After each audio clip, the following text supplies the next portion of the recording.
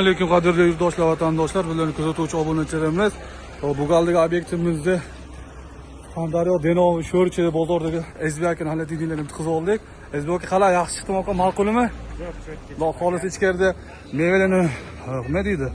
Sitrus mevalarini saqlashadi, shuni obzor qilib tushuntirib o'tamiz. Bismillah. Mana shunga sitrus mevalarini yo'zi bilan sotmoqchilar.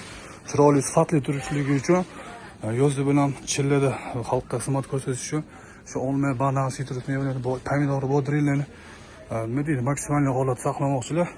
Bu maqsad halol, chiroyli, sifatli saqlab klientlarga sotish. Boshqa hammasini holatini saqlab, kulli aylanma. Shularni saqlab, holatini saqlab sotishmoqchi.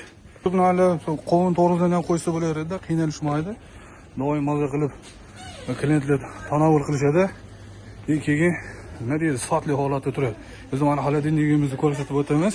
Bizga keladigan bo'lsak, hop, yana palyuretandan bo'ldi, zonasi 670, ini so'rayaram, balandligi 60 bo'ldi, toza.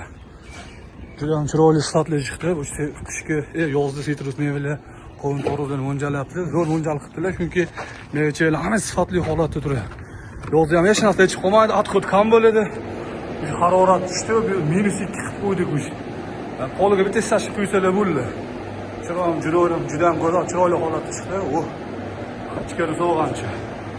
Penne paylardan shu vaqtda mevalarni xona eshigini o'rnatib qo'ydik, chunki eshikni ko'p ochilib hisobiga sovuq qochib ketmasligi uchun.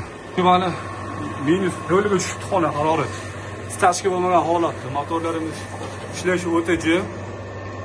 5 plyus qo'yib berdik.